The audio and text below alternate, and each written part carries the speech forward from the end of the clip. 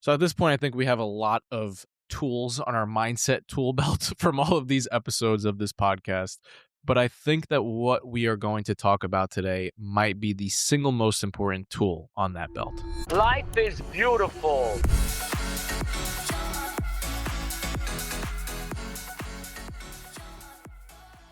I got to say, this podcast has really been working for me. It Nice. really has, because we were taking a walk in the cemetery the other day, and I told you that I am living proof that your brain and your mindset is actually malleable. Like this concept of neuroplasticity, I am living proof of that. Yeah. Because if you looked at who I was just a couple years ago, even a couple months ago, I've changed. I was a totally different person. I was a negative Nelly. But lately, as we've been doing day after day of these podcast episodes, and I'm like just immersed in this mindset related content and these studies and just the science and the neuroscience and the psychology, I feel like it's really starting to compound, and all that repetition is really rewiring my brain. And it's gotten me really good at this really important skill, which is reframing.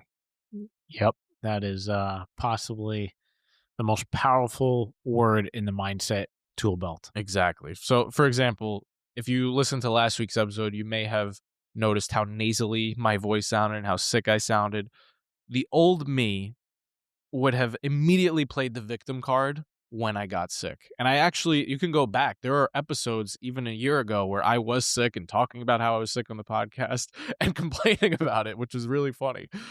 But the new me didn't complain about it at all. The new 7-minute mindset version of me. Instead, I remember telling you very specifically, you know what, Nick? I am sick, yes, but I am not deathly sick. Yeah. Right? I reframed it right on the spot. I said, I'm sure I'm sick, but I found the positive. But I'm not dying sick. Yeah. Right? There are people out there that are way sicker than I am. And boom, that was the reframe I needed to keep myself in a positive mindset. Yeah. I mean, Shakespeare 400 years ago said nothing is either good or bad, but thinking makes it so. Shakespeare lived 400 years ago? That's it? I feel like he probably lived so much longer ago than that. I mean, that's what my research says here. So Let's see. you can fact check me if When you was like. Shakespeare born? Wow, you're right. 1564. For some reason, I thought he was like as old as Jesus. What? All right. So say the quote one more So time. 400 years ago, Yeah. Shakespeare said, "Nothing is either good or bad, but thinking makes it so." That's And- actually one of my favorite quotes right there. Yeah, It I mean perfectly that sums up the power of your mindset in one simple sentence, right? 100%.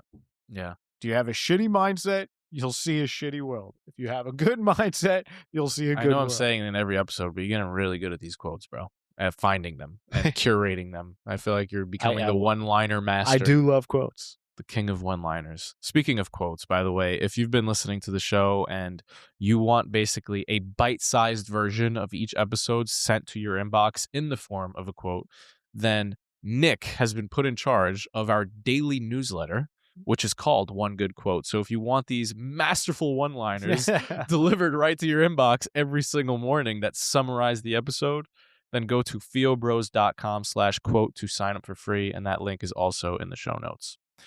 Anyway, back to what we're talking about here. Our oldest brother always gets mad at me because I'm always talking down about myself in the podcast. So I'm going to use this as an opportunity to do the opposite. Nice. And actually talk kindly about myself and positively about myself, because I have more Good for you. I have more reframing examples that I am extremely proud of. So for example, we've been trying to set up a meeting with our good friends at Edition Studios, the social media agency. We've known them for years.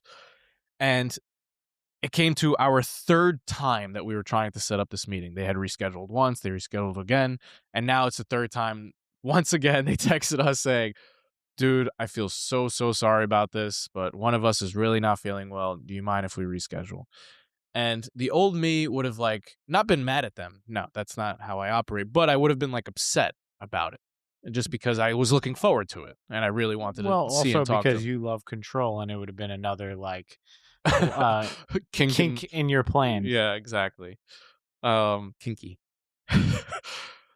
But I didn't. I actually texted them back something really funny. I said, it's okay. It's more time to be excited about it. Hashtag 7-minute mindset.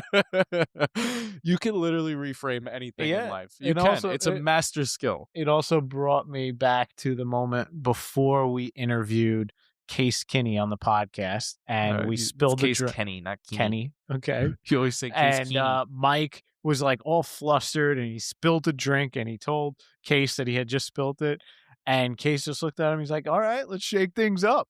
Yeah. And that's his whole brand, is this brand of optimism and finding this opportunity and reframing.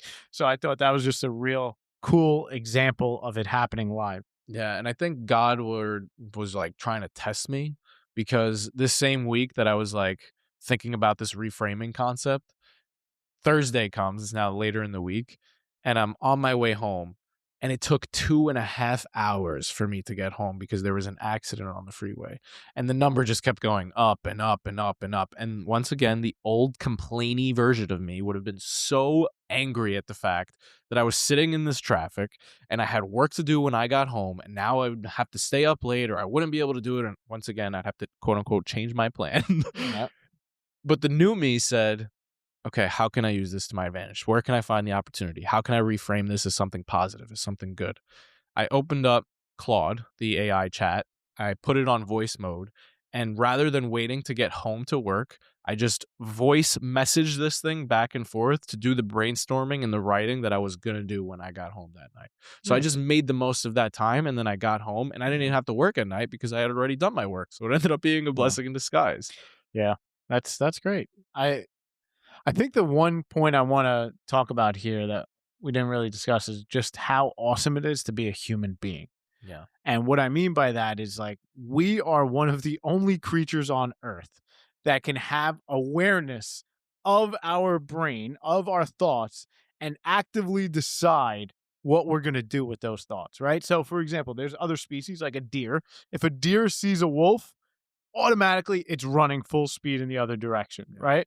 Where for us, we can literally see the thought in our head and decide, all right, yeah, I'm going to not do anything with that thought. Oh, yeah, you know what? That's a great idea. I'm going to take action on that thought. Yeah. And that is like such a gift that we have as human beings that we need to embrace and use to our advantage. I love that. I think that's a beautiful way to end this episode, to be What's- grateful for that gift. Yeah. Do you have a call to action with it? Yeah. Basically, next time something annoying happens, ask yourself one very simple question. What else could this mean? It's for me the best question to ask, because trying to force myself to immediately find a positive can be tricky for my brain to do because it has such default negative programming. Yeah.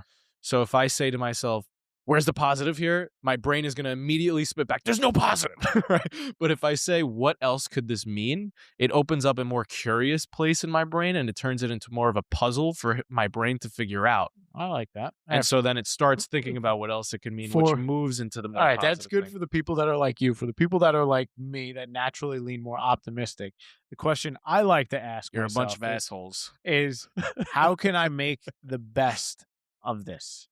That question always puts my brain to, okay, how do I put my best foot forward? Yeah, my brain doesn't respond to that one, but it's good that we have two perspectives. That's it. All right. Well, thanks for hanging out with us. We love you. Peace.